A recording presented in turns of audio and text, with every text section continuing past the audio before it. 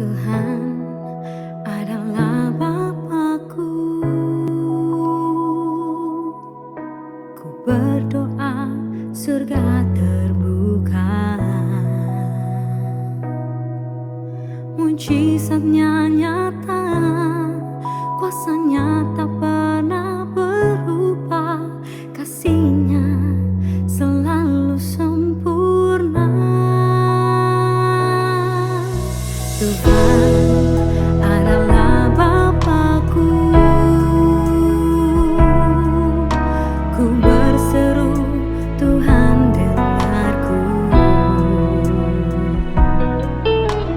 Dialah penolongku, Dialah penyelamatku. Ku berserah dan percaya.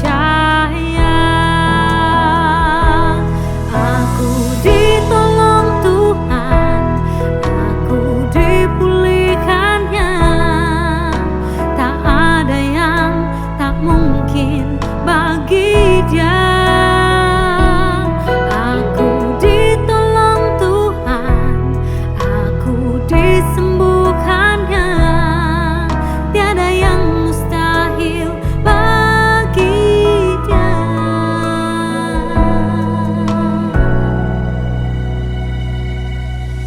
Tuhan adalah Bapakku.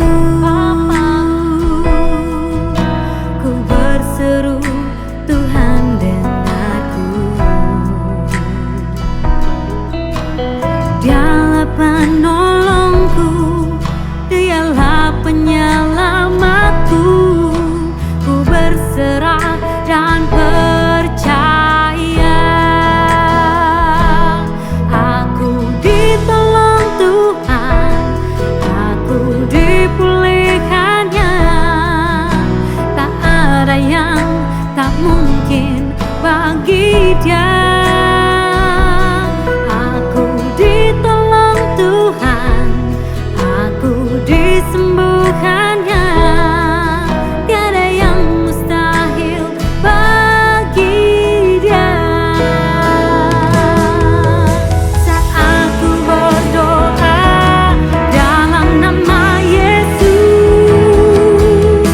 kuasanya bekerja dalam nama Yesus.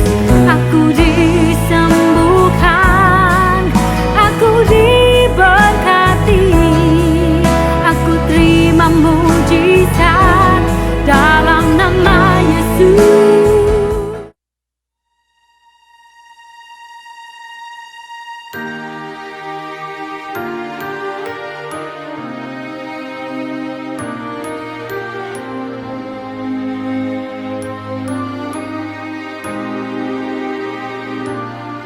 Saat ku berjalan, kasih-Mu menerangi langkahku. Takut, takut, takut bimbang, karena ku tahu Kau bersamaku. Kau lebih tahu yang terbaik bagiku. Kau lebih sanggup pulihkan hidupku. Ku berserah, ku percaya, hanya Yesus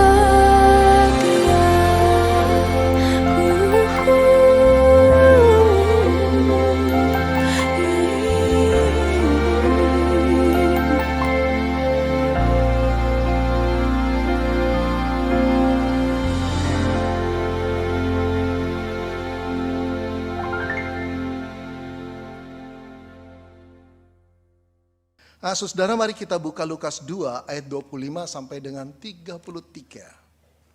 Lukas kedua ayat 25 sampai dengan 33. Saya bacakan, demikianlah firman Tuhan. Adalah di Yerusalem seorang bernama Simeon. Ia seorang yang benar dan saleh yang menantikan penghiburan bagi Israel. Roh Kudus ada di atasnya, dan kepadanya telah dinyatakan oleh Roh Kudus bahwa ia tidak akan mati sebelum ia melihat Mesias, yaitu Dia yang diurapi Tuhan. Ia datang ke bait Allah oleh Roh Kudus ketika Yesus anak itu dibawa masuk oleh orang tuanya untuk melakukan kepadanya apa yang ditentukan hukum Taurat, yaitu disunat pada hari ke-8.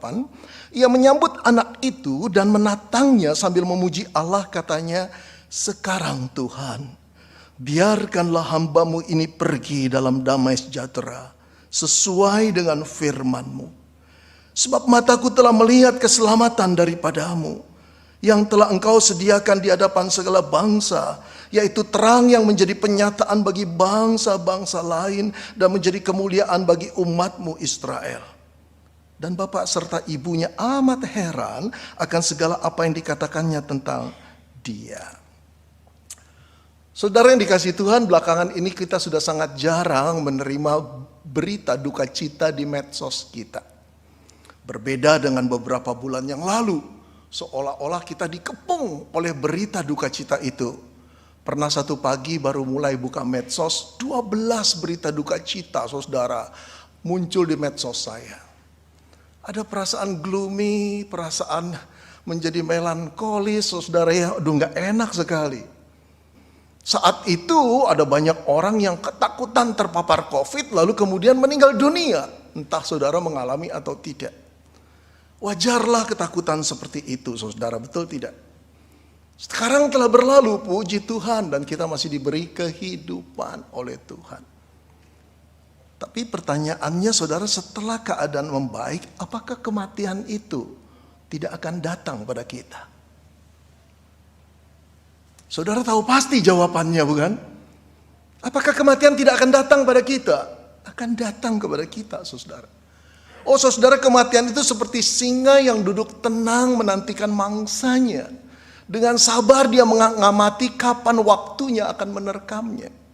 Saudara, kematian itu seperti musuh yang menunggu dengan sabar di penghujung jalan yang gelap. Yang akan datang pada kita sewaktu-waktu tanpa diduga.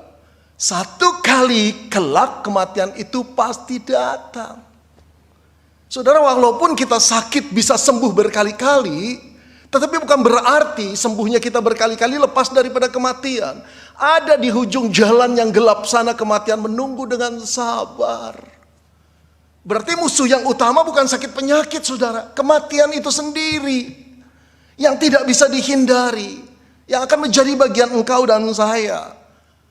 Duh, Pak Pendeta, kok di kebaktian minggu gini, apalagi perdana seperti ini, bicara kematian sih. Kami pengen hidup, Pak. Cari topik yang lain, kenapa? Takut, Pak, gak enak dengar khotbah seperti ini. Saudara-saudara, kalau saudara responnya seperti itu, saya bisa maklum sekali. Gak banyak orang yang berani mendengar berita kematian atau membayangkan hari kematiannya. Gak banyak orang. Jadi wajarlah. Tapi mari kita pikirkan, kenapa sih berita tentang kematian itu tidak ingin didengar, menakutkan? Saudara-saudara, saya memikirkan beberapa sebab. Yang pertama, karena belum pernah kita mengalami kematian. Sesuatu yang belum pernah dialami, saudara, jelas menggelisahkan, mencemaskan, dan menakutkan. Betul? Yang kedua, saudara, yang mengalami tidak pernah kembali dan bercerita apa yang dia alami. Aduh, andai kata ada 2-3 orang datang bercerita pada kita, kita bisa persiapan, bukan? Paling sedikit cemas kita hilang. Yang ketiga, kenapa sih orang takut berbicara tentang kematian? Karena kematian berarti keterpisahan. Keterpisahan dari orang-orang yang dekat dengan kita, yang menyayangi kita, yang kita cintai. Seperti orang tua, anak, kekasih, teman, sekelompok kita, teman gaul kita, saudara. Kita nggak ingin dicabut dari zona nyaman itu. Yang keempat, saudara, Kenapa orang takut menghadapi kematian, saudara? Karena kita masih merasa banyak tugas dan tanggung jawab. Kalau kita meninggal dunia, orang tua kita sama siapa? Kalau kita meninggal dunia, anak-anak kita sama siapa? Kalau kita meninggal dunia, wah, itu pacar kita nanti meritnya sama siapa? Ada banyak perasaan tanggung jawab di dalam diri kita yang membuat kita tidak ingin untuk meninggal dunia. Tapi alasan yang kelima, saudara, kemungkinan besar orang tidak mau mendengar berita kematian karena hidupnya terlalu nyaman. Apa yang dibutuhkan bisa dipenuhi. Apa yang direncanakan bisa diwujudkan. Segala sesuatu tersedia. Jadi tidak ingin, bukan kita dicabut dari zona nyaman kita. Alasan yang terakhir, yang keenam, saudara, kenapa orang tidak ingin mengalami kematian atau mendengar berita kematian? Karena belum siap menghadapi hari penghakiman Tuhan. Saudara sadar atau tidak sadar, kita tahu apa yang kita perbuat lebih banyak yang jahat daripada yang baik. Sadar atau tidak sadar, kita tahu setelah kematian tubuh kita dikubur masih ada kehidupan yang lain kok. Betul? Kita akan berhadapan dengan Sang Pencipta. Kalau kita berkata tidak ada pencipta, rileks saja.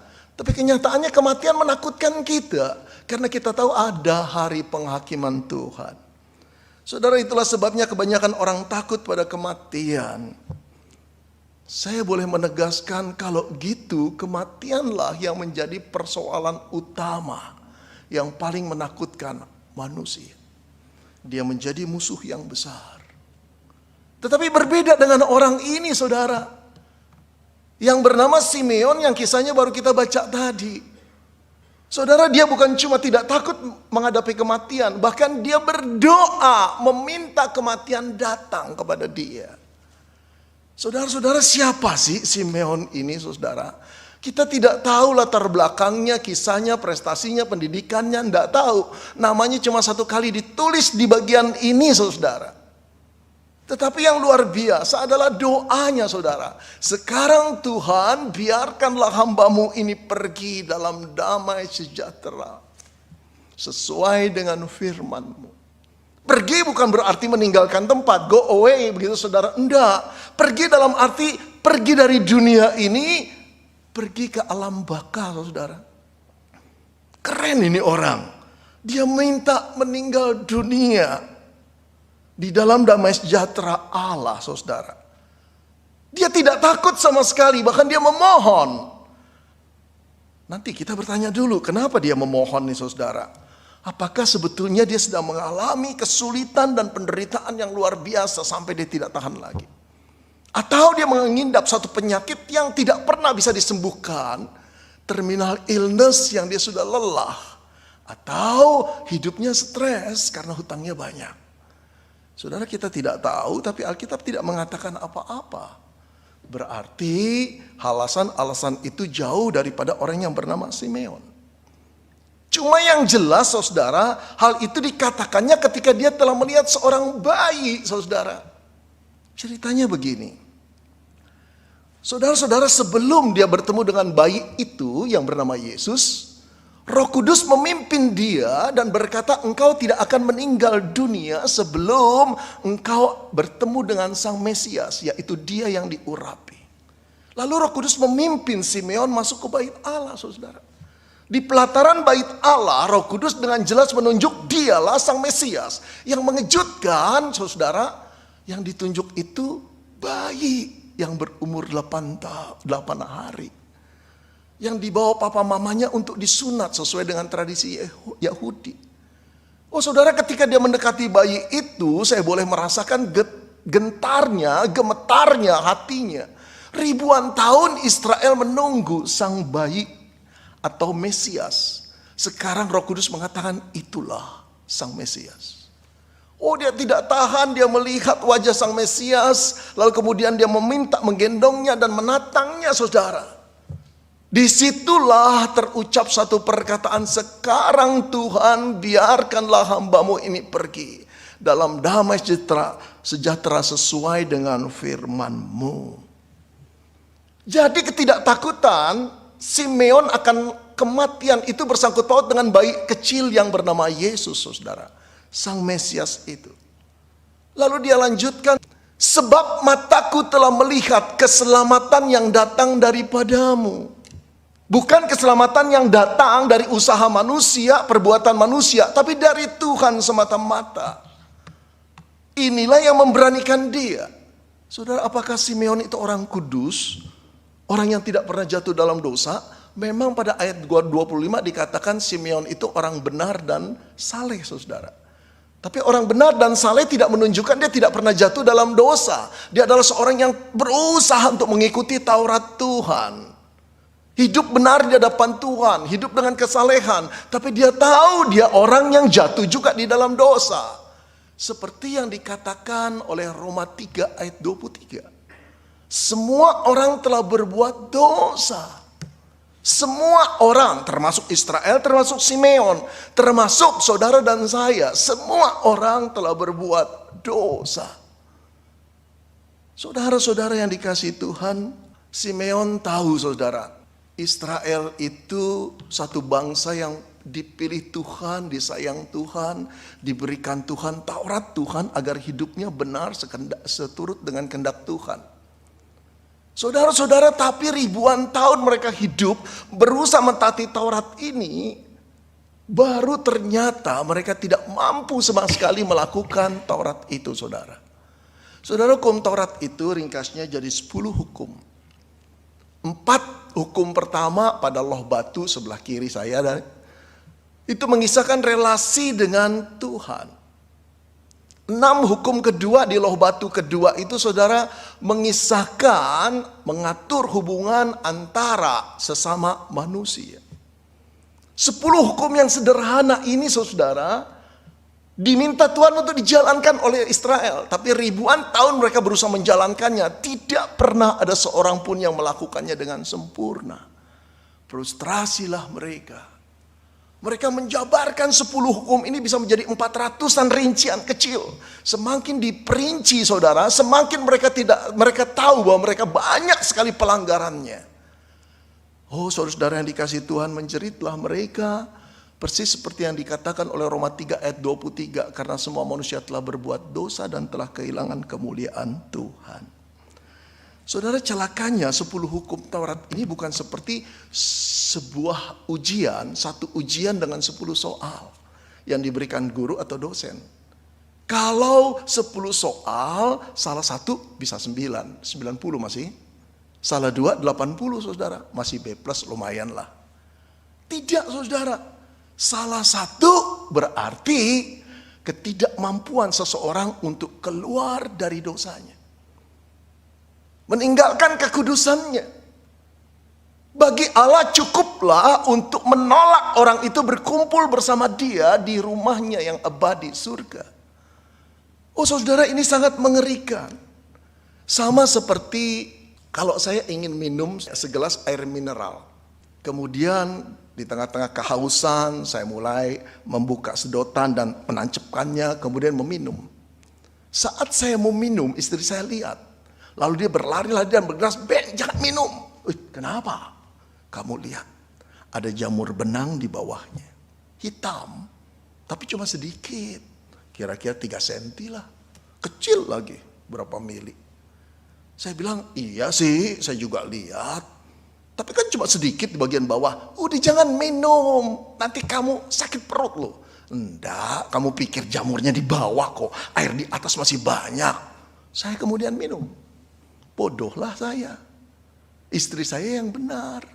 Walaupun jamur itu masih jamur benang, tapi cukup menodai air segelas itu. Tidak layak lagi untuk diminum. Karena sudah tercemar, ternoda. Saudara, di hadapan Allah tidak ada dosa 1, dosa 2, dosa banyak. Cukup dosa, tetap dosa. Sekecil apapun menodai kekudusan Tuhan.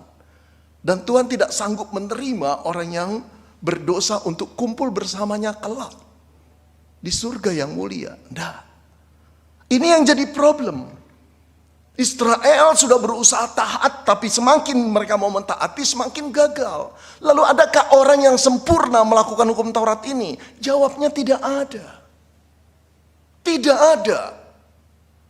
Saudara, inilah persoalan manusia dalam beragama. Bagaimana mereka bisa datang kepada Tuhan setelah kematian tiba, lalu lolos dari penghakiman Tuhan. Itulah yang menyebabkan kematian menakutkan, saudara. Lalu kita bertanya lagi, kalau gitu apa gunanya hukum Taurat itu diberikan oleh Tuhan kepada Israel? Saudara, Roma 7 ayat 27, Paulus berkata, oleh hukum Taurat aku telah mengenal dosa. Karena ada hukum Taurat, Paulus mengenal dosa. Karena aku juga tidak tahu apa itu keinginan kalau hukum Taurat tidak mengatakan jangan mengingini. Oh saudara, Taurat itu berarti seperti cermin yang mencerminkan siapa diri kita di hadapan Allah yang kudus. Manusia yang penuh dosa yang tidak mampu apa-apa. Hidup di dalam kekotoran dan merasa nyaman dan merasa normal. Padahal tidak normal sama sekali dari kacamata Tuhan. Paulus cuma mengatakan, aku tidak tahu bahwa menginginkan itu dosa kalau Taurat tidak mengatakannya. Saudara, yang engkau pembisnis, pernah gak engkau berpikir-pikir mengingini pelanggan dari perusahaan temanmu? Pernah gak sih? Normal lah Pak. Cuma beri diskon, cuma ngubungin dia melalui WA, cuma memberi kabar. Ya tapi itu pelanggan temanmu. Pernah gak sih engkau menginginkan, saudara, kedudukan teman kamu, teman sekantormu? Dia yang memasukkan kamu ke perusahaan itu. Ya normal Pak, dia gak berprestasi. Itu jawabannya. Saudara, pernah gak engkau menginginkan tanah orang lain? Yang kau pikir strategis sekali dan kau mampu membayarnya. Pernah gak engkau menginginkan kekasih orang lain? Istri orang lain, suami orang lain, sudah tahu dia suami orang lain. Tapi engkau gadis masih berusaha mendekatinya. Aduh Pak, itu hal-hal yang wajar zaman sekarang Pak. Wajar buat kita yang gak normal. Tapi tidak wajar bagi Allah yang kudus. Saudara-saudara, Taurat itu cuma mencerminkan bahwa kita adalah orang berdosa. Yang dikatakan oleh Roma 3 ayat 23, karena semua orang telah berbuat dosa dan telah kehilangan kemuliaan Tuhan. Apa akibatnya? Apa konsekuensinya? Roma 6 ayat 23 menggambarkan upah dosa ialah maut. Apa artinya maut, saudara? Saudara, di dalam Alkitab, maut berarti kematian. Tapi ada dua macam kematian, saudara. Jangan keliru. Kematian yang pertama, the first death, adalah kematian fisik. Tubuh kita yang kita pergunakan belasan tahun bahkan puluhan tahun sekarang berhenti bekerja. Tidak ada aktivitas lagi yang ditandai dengan berhentinya aktivitas otak, aktivitas jantung, aktivitas darah, aktivitas paru-paru, seluruh organ berhenti. Inilah kematian fisik, inilah kematian yang pertama. Roh kita terpisah dari tubuh kita. Tidak ada lagi kehidupan di sana. Tubuh kita akan dimasukkan ke dalam peti, dikremasi dan dikubur. Tapi jangan khawatir. Yang meninggal hanya fisiknya. Tubuh kita yang roh itu tetap masih hidup dan kembali kepada Allah yang mengaruniakannya. Saudara, kenapa kita menakuti kematian fisik? Yuk pikir pakai logika. Saudara-saudara, hari ini ada 7,2 miliar manusia, kalau saya nggak salah ya. 7,2 miliar manusia yang hidup dalam dunia ini. Dalam 100 tahun 7,2 miliar ini akan meninggal dunia. Hampir akan meninggal. Jarang orang yang di atas 100 tahun bisa hidup. Salah satunya adalah engkau dan saya. Kalau semua orang dapat kebahagiaan satu kali dalam seumur hidup, maksud engkau dan saya takut sih? Gak usah takut. Semua kebahagiaan kok. Orang-orang yang kita kenal yang sudah meninggal kebahagiaan. Betul? Sama seperti vaksin. Saya sampai heran dan tertawa-tawa ketika nonton di TV. Orang yang mau disuntik vaksin ngejerit-jerit. Kalau yang ngejerit anak SD gak apa-apa saudara. Tenaga kesehatannya, nakesnya. Satpol PP-nya. TNI-nya saudara. Jarum belum masuk. Baru dipegang dia udah semua pada lihat ketawa-tawa. Oke, yuk kita pakai pikiran logis saja. Kalau seluruh orang berani, kalau anak SD berani, Kaum ibu, nenek-nenek, dan gadis kecil berani. Kenapa engkau dan saya takut sih? Oke. Kematian juga begitu bukan? Kematian yang pertama tidak bisa kita hindari. Kalau sudah kita hindari, terima. Kalau sebagian orang dapat satu kali setiap orang, kenapa kita lari dari itu? Terima. Dan memang kematian pertama physically itu saudara, memang upah daripada dosa juga. Dosa yang kita perbuat, yang bermula dari nenek moyang kita Adam dan Hawa, itu sudah konsekuensi seperti itu. Oke loh. Saudara-saudara yang dikasihi Tuhan, saya berkata kematian fisik itu tidak akan terlalu menakutkan. Tapi yang menakutkan adalah setelah kita meninggal dunia, saudara, Ibrani 9 ayat 27 mengatakan demikian. Sama seperti manusia ditetapkan untuk hidup hanya satu kali, kemudian mati. Setelah mati gimana saudara? Dihakimi. Penghakiman itu ada divine judgment, ada pengadilan ilahi yang akan kita terima. Percaya atau tidak percaya, inilah yang Alkitab katakan. Orang boleh berkata tidak ada Tuhan, terserah. Hari ini akan jadi hari menakutkan. Karena ketidaksiapan bukan? Tapi siapa yang bisa siap di hadapan Tuhan? Tetap orang yang bersiap dalam kehidupan yang kudus, yang saleh seperti apapun, akan gagal di mata Tuhan. Pasti pernah melakukan dosa, entah kecil, entah besar, entah sedikit, entah banyak. Saudara-saudara yang dikasihi Tuhan, pengadilan inilah yang akan menakutkan. Karena kita berdiri di depan Sang Kudus. Yang ingatannya sempurna. Yang keadilannya begitu luar biasa cemerlangnya. Tak pernah bisa dikhianati, tak pernah bisa dikibuli, tak pernah bisa dimanipulasi. Allah namanya saudara. Lalu apakah ada manusia yang selamat? Jawabnya tidak ada saudara. Hasil daripada pengadilan ini cuma memungkinkan satu. Pelemparan manusia itu ke dalam dapur api yang menyala-nyala yang dinamakan neraka. Di mana Yesus berkata retap tangis dan kertak gigi tidak pernah berhenti di sana. Saudara, inilah yang menakutkan. Ketika orang durhaka itu dihukum dan dilemparkan ke neraka, mereka akan mengalami kematian yang kedua. The second death, inilah saudara yang menakutkan. Jangan pikir the second death itu saudara penghakiman, hukum mati, lalu ditembak satu kali, peluru masuk, pek, lalu kita mati. Atau dilempar ke perapian nyala-nyala, lalu kita hangus terbakar dan menjerit, lalu kita hilang. Yang celaka yang disebut the second death, kematian kekal adalah tidak mati selama-lamanya. Hanya berada di satu tempat yang terpisah dari Tuhan.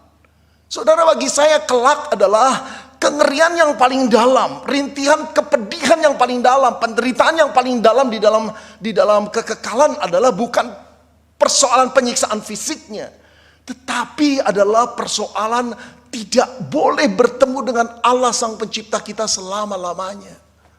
Itu satu kerinduan yang tidak pernah bisa diwujudkan lagi. Kecuali merintih, menangis, dan meratap.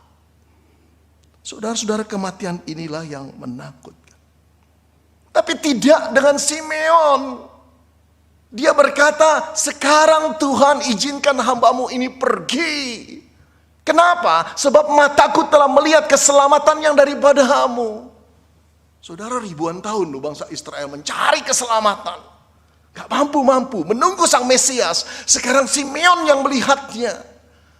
Disitulah jaminan dari Tuhan datang. Bukan karena usaha, bukan karena ibadah, bukan karena doa, bukan karena perpuluhan, bukan karena pelayanan kita diterima oleh Tuhan.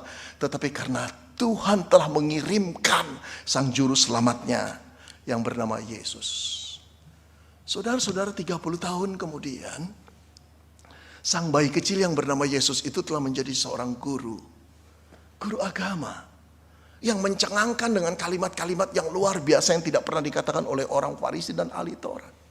Salah satu kalimatnya yang luar biasa adalah ketika dia berkata di depan orang banyak, "Akulah jalan dan kebenaran dan hidup. Tidak ada seorang pun sampai kepada Bapa kalau tidak melalui aku." Saudara, perkataan ini tidak pernah dikatakan oleh Musa, Daniel, Yeremia, Yesaya, nabi-nabi manapun dari agama manapun. Paling-paling mereka cuma menunjukkan itu jalannya, itu jalannya, itu jalannya. Tapi Yesus berkata, I am the way, the truth, and the life. Dia jalannya, saudara. Oh saudara-saudara, inilah jalan yang diutus oleh Tuhan. Tuhan mengirim anak tunggalnya untuk datang menyelamatkan manusia ketika manusia tidak mampu melakukan hukum Taurat dengan sempurna. Tidak mampu untuk menghindari dosa dan diancam oleh murka Allah yang mengerikan. Yesus berkata, akulah jalannya.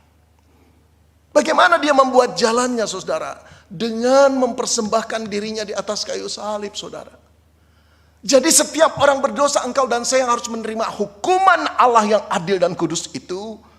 Hukuman itu tidak pernah didelete oleh Tuhan. Tidak pernah. Tidak ada dosa yang bisa dilupakan Tuhan.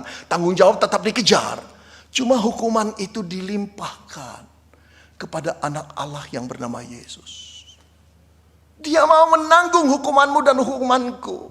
Dia sempurna, dia memenuhi persyaratan itu karena dia tidak pernah berdosa. Dia kudus. Saudara-saudara, di tengah-tengah sekarat yang menyiksa dia, sebelum akhir daripada kehidupan Yesus di kayu salib, dia berkata, sudah selesai. Apa artinya sudah selesai? Yang pertama, misi yang Bapa berikan, menyelamatkan manusia menjadi tumbal penebus salah, sudah selesai dilakukan Yesus. Yang kedua, sudah selesai berarti seluruh hutang dosamu dan dosaku, dosa manusia sudah selesai dibayar, lunas dibayar. Bukan dengan perak, bukan dengan emas, dengan jiwanya sendiri, kematiannya sendiri. Oh saudara, ini berita besar yang tidak pernah ditawarkan oleh agama manapun. Yesus Allah yang menjadi manusia, satu-satunya yang bersyarat untuk meloloskan pengadilan ilahi. The second death itu, saudara, kematian yang kekal itu, dia yang paling bersyarat. Dia telah membuka jalannya, membayar lunas harganya. Saudara-saudara, sampai Roma 8 ayat 1 berkata demikian. Demikianlah sekarang tidak ada penghukuman lagi bagi mereka yang ada di dalam Yesus. Ini Alkitab, saudara. Tinggal kita percaya atau tidak. Saudara-saudara, ketakutan kita pada kematian kebanyakan karena kita tidak memegang janji Tuhan ini. Dampak penebusan yang luar biasa ini. Saudara, yuk saya ingin buat cerita. Saudara, kalau saya ini utang di bank 1 miliar. Gak tahu buat kebutuhan apa, saya juga udah lupa deh ya. Saya lalu hidupnya stres, lesu. Karena saya nggak mampu membayarnya. Bunga berbunga, tambah banyak lagi saudara. Lalu ada seseorang kenalan, katakanlah seorang teman berkata begini, Pak Beni, kok saya liatin hidup Pak Beni belakangan lesu sih? Ada persoalan ya Pak ya? Enggak. Pasti punya persoalan Bapak. Semua orang juga ada persoalan, tapi oke lah. Jujurlah padaku Pak, katakan apa sih? Enggak. Pak Beni suka tolong saya. Kalau kali ini Pak Beni punya kesulitan, saya tolong gak apa-apa dong. Saya mulai diam. Iya sih, saya punya persoalan. Katakanlah Pak, siapa tahu saya bisa bantu. Saya hutang di bank 1 miliar. Wow, besar sekali Pak. Kenapa? Bla bla bla bla bla bla bla. Akhirnya dia berkata gini, Pak Beni, saya bukan sombong ya. Saya diberkati Tuhan banyak sekali Pak. Saya bisa melunasi utang Bapak.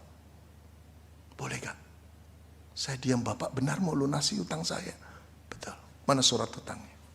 Saya berikan surat utang, dia pergi ke bank. Lalu dia berkata, saya akan membayar hutang lunas Beni Solihin. Dia tulis cek 1 miliar, masuk diberikan ke teller dan masuk. Selesai Pak. Surat utang saya dikasih, kemudian dicap pet. Pak Beni selesai. Ini dia. Saya tertegun, saya terharu, saya peluk dia, saya nangis. Terima kasih ya. Tapi apakah persoalan selesai? Enggak. Ada debt kolektor datang sama saya. Pak Pendeta, bayar hutangmu. Loh, hutang saya sudah dibayar. Ada ini bukti pembayarannya. Gila kau Pak Pendeta. Yang pinjam kamu, yang bayar teman kamu. Tidak ada rumusnya. Yang pinjam siapa, yang bayar harus siapa. Bayar. Saudara ada gak debt collector kayak gitu? Tidak ada lah. Tidak ada. Siapapun yang bayar sudah lunas. Dan jelas yang bayar punya kemampuan tinggi, bukan? Kalau yang bayar penghutang juga, bagaimana mampu melunasi hutang orang lain? Saudara, yang menuntut seluruh tanggung jawab dosa kita adalah Allah Bapa, pencipta kita, yang hukum-hukumnya kita langgar.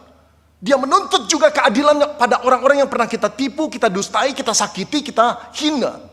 Allah Bapa yang membayar adalah anaknya. Saudara, tidak ada yang mampu membayar hutang kita kecuali anaknya. Ketika Allah sudah membalaskan seluruh hukuman dosa kita kepada anaknya Yesus Kristus, bagaimana mungkin Allah akan menuntut kita lagi? Tidak mungkin, bukan? Saudara-saudara yang dikasihi Tuhan, begitu pula ketika ada orang yang telah membayar lunas hutang saya di bank, sudah lunas. Secara legal saya bebas karena ada seorang yang mengganti saya. Oh saudara, hutang dosa kita telah dibayar oleh Yesus Kristus. Itu satu jaminan yang kekal. Saudara, kalau demikian, apakah kematian itu akan menakutkan kita? Jawabnya tidak. Tidak lagi, saudara. Ayo pikirkan ini, ayo tanamkan ini, ayo berdoa pada Roh Kudus. Tuhan, ajar aku memegang firman-Mu, kebenaran-Mu. Kematian itu pasti datang pada engkau dan saya. Kapanpun kita tidak tahu. Tapi apakah persoalannya kita akan begitu takut atau kita tenang? Karena kita tahu seluruh hutang dosa kita telah dibayar. Jadi kalau demikian kita tidak perlu takut. Lalu apa artinya kematian itu bagi kita sekarang? Yang pertama, saudara, kematian itu berarti kebebasan kita dari penderitaan fisik. Aduh saudara, saya telah melihat banyak orang yang menderita sebelum kematian. Kasihan sekali.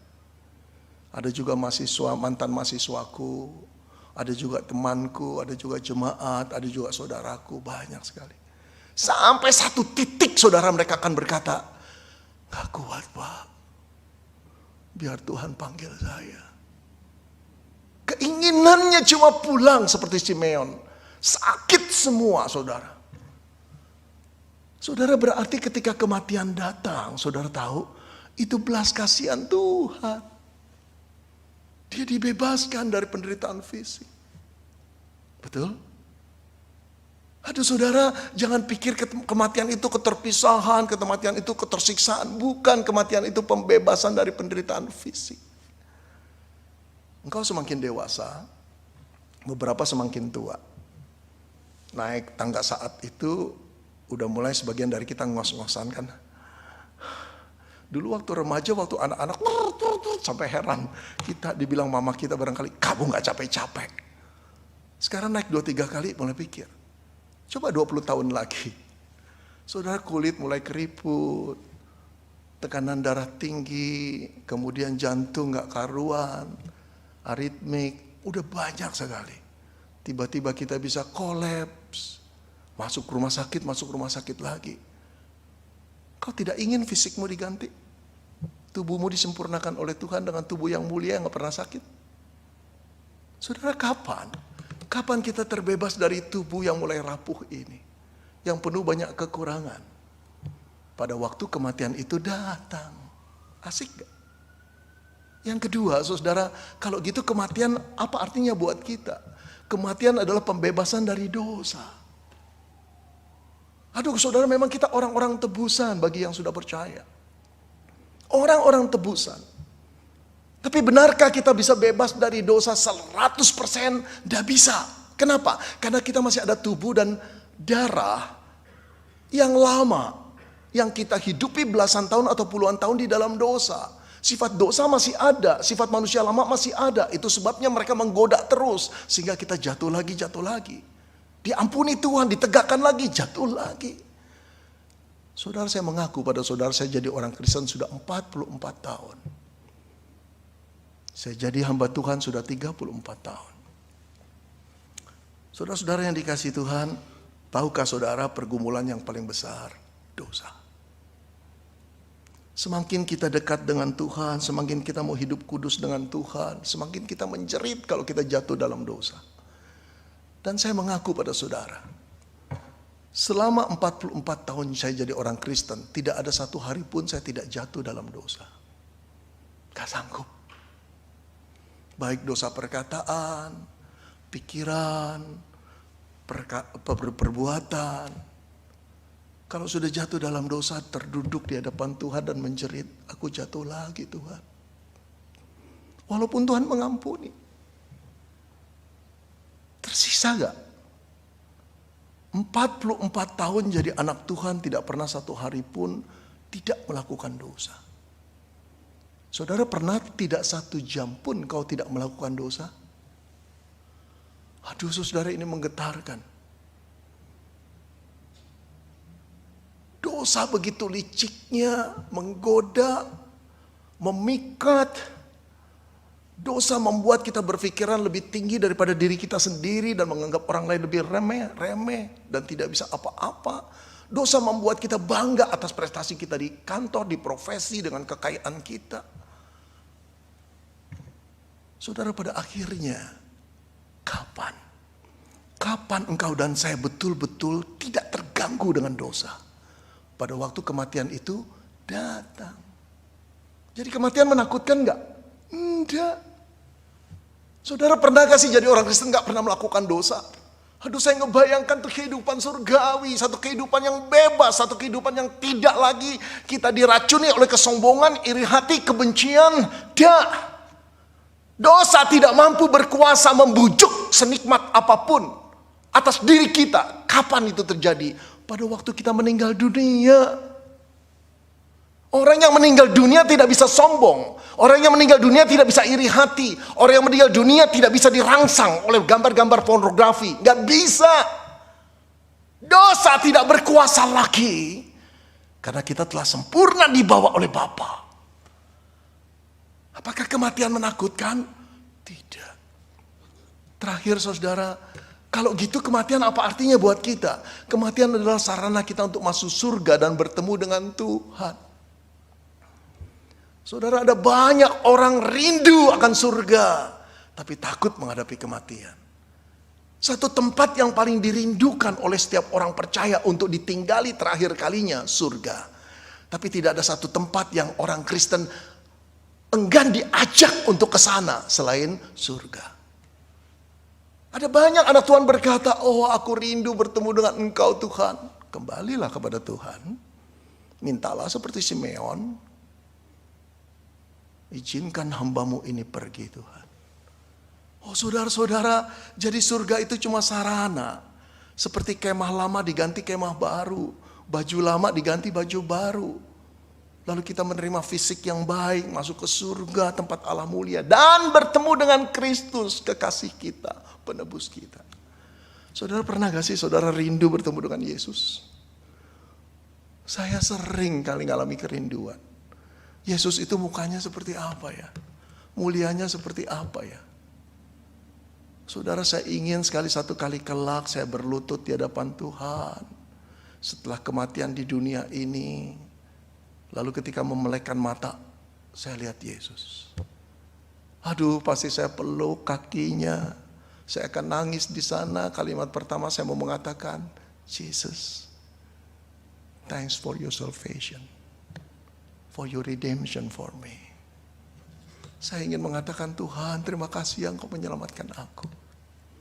Umur 15 saya berhenti sekolah jadi anak jalanan.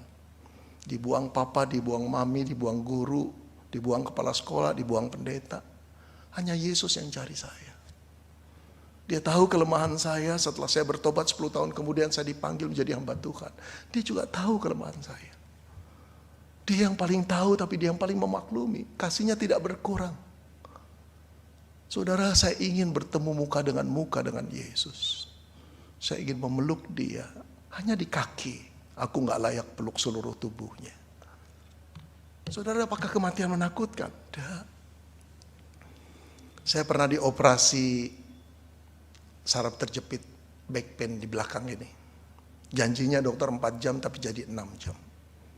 Saudara, pada waktu mau dioperasi saya ingat beberapa suster, 3 suster berkata, "Pak, dibius dulu ya, yuk hitung sampai 10. Oke suster. Udah doa Pak? Gak usah. Loh kok gak usah Pak Pendeta?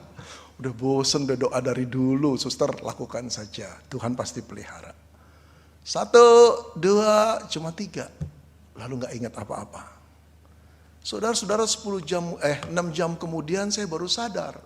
Suara yang pertama saya dengar suara istri saya, Ben, bangun, Ben. Saudara, saya mulai, ini suara gadis yang dari dulu ini saya kenal. Saya buka, wah istri saya, bangun Ben. Di mana saya? Di rumah sakit, kamu baru dioperasi. Saya lihat pelan-pelan. Wah mulai ingat saya, berapa jam? 6 jam. Janjinya 4 jam. 6 jam saudara. Gimana rasanya? Terus saya mulai coba tersenyum. Tahu tidak kamu, dioperasi itu enak. Gimana enak? Kita cuma suruh ngitung 1, 2, 3. Tahu-tahu sudah ketemu kamu lagi. Saudara-saudara, saya berpikir emang seperti itu. Kalau nggak percaya operasi itu nggak menakutkan, saudara operasi deh, minta sama dokter. Nggak apa-apa kok, bayar sendiri tapi. Saudara, kemudian saya bercanda sama istri saya. Sini. Kenapa? Dia menundukkan kepalanya, lalu saya berkata begini, kamu tahu gak yang saya pikirkan? Ya mana tahu, kematian itu juga seperti itu loh, gak menakutkan. Malaikat Gabriel datang sama kita, terus dia bilang begini, ayo Benny hitung sampai 10. 1, 2, 3, set. Tahu-tahu sudah di surga. Begitu buka mata, Tuhan Yesus. Kematian itu enak sekali. Istri saya berkata, ngawur kamu. Betul. Saudara pikir kematian itu menakutkan? Doakan saya ya. Pada saat saya menjelang mengembus napas yang terakhir, semoga saya tidak takut. Semoga saya tetap bersaksi. Itulah kesempatan terakhir kita untuk bersaksi pada orang-orang di sekeliling kita. Bahwa kematian di dalam Yesus itu membuat damai sejahtera. Tidak menakutkan. Saudara, ada banyak orang Kristen mati dengan menjerit-jerit dan ketakutan. Tapi ada banyak anak Tuhan mati dengan ketenangan luar biasa. Bahkan sebelum meninggal dia berkata, Tuhan itu baik Pak. Tuhan itu baik. Saudara, jangan takut pada kematian. Lalu apa artinya kehidupan yang sekarang? Saudara, kalau kita masih hidup, biarlah kita bersatu dengan Paulus yang berkata, karena bagiku hidup adalah Kristus. Mati adalah keuntungan. Jelas mati keuntungan besar, itu cuan, itu hoki yang luar biasa. Tapi kalau Tuhan belum memberikan waktunya kepada kita, oke yuk kita hidup bagi Kristus. Jangan hidup lagi bagi diri sendiri. Ada banyak sekali perbuatan-perbuatan kecil maupun besar yang bisa memuliakan Tuhan. Ini waktunya. Sebelum kematian itu datang. Selama kesempatan Tuhan berikan, hidup bagi Kristus. Harumkan namanya. Saksikan perbuatannya dalam dirimu. Saksikan Injil yang telah menyelamatkan engkau. Mari kita berdoa. Bapa di dalam surga, terima kasih untuk Yesus yang kami miliki. Yang telah menjadi penebus kami. Tuhan, satu kali kematian itu datang pada kami. Entah 20 tahun lagi, entah 2 hari lagi. Entah 2 jam lagi. Tapi berapapun waktunya, kami tahu kami adalah umat yang telah ditebus oleh kematian Yesus. Terima kasih Tuhan untuk kematian-Mu. Terima kasih untuk kebangkitan-Mu. Terima kasih Engkau telah memberikan kami jaminan yang luar biasa. Kami masih hidup, itu berarti kami harus bekerja memberi buah. Bapa dalam surga, kami bersyukur kepadamu, pakailah hidup kami. Kami ingin memuliakan nama Tuhan. Saudara-saudara, bagi saudara yang melihat keindahan iman Kristen, jaminan iman Kristen, tapi engkau belum pernah bertobat dengan sungguh-sungguh, maukah engkau pagi ini datang pada Tuhan? Maukah engkau menyadari dan mengakui pada Tuhan bahwa engkau orang berdosa yang takut pada kematian? Katakanlah pada Tuhan, Tuhan aku orang berdosa. Tolong ampuni aku Tuhan. Katakan pada Yesus, Yesus masuk dalam hatiku. Sucikan seluruh dosaku. Pikul hukuman dosaku, aku tak mampu Tuhan.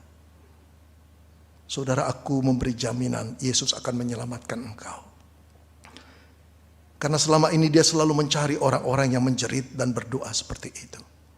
Ambil waktu berdoa.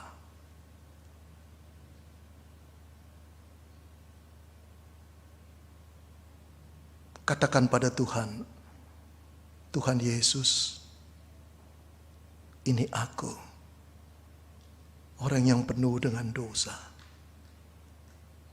Aku menyesal Tuhan, mohon pengampunan-Mu. Kuduskan aku, jadikan aku milik-Mu. Sehingga kematian tidak lagi menakutkan, tapi satu sarana yang dimana kami memasuki keindahan yang luar biasa, bertemu dengan Engkau di surga. Terima kasih Bapa untuk firman-Mu pada pagi ini. Dalam nama Tuhan Yesus kami berdoa. Amin. Haleluya. Saudara, kalau ada satu nama yang dahsyat, menyembuhkan setiap yang sakit, memulihkan setiap yang terluka, bahkan membangkitkan orang mati, dan melakukan perkara yang luar biasa, nama siapa saudara? Sebutkanlah berkeras nama siapa? Sebab nama Yesus, nama di atas segala nama. Amin. Haleluya, berikan sorak-sorai bagi Dia.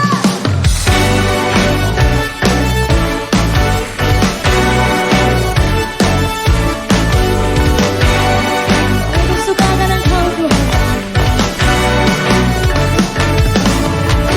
Langit adalah tahta-Mu Tuhan, dalam kemuliaan bumi tumpuan kaki-Mu sungguh mengagumkan.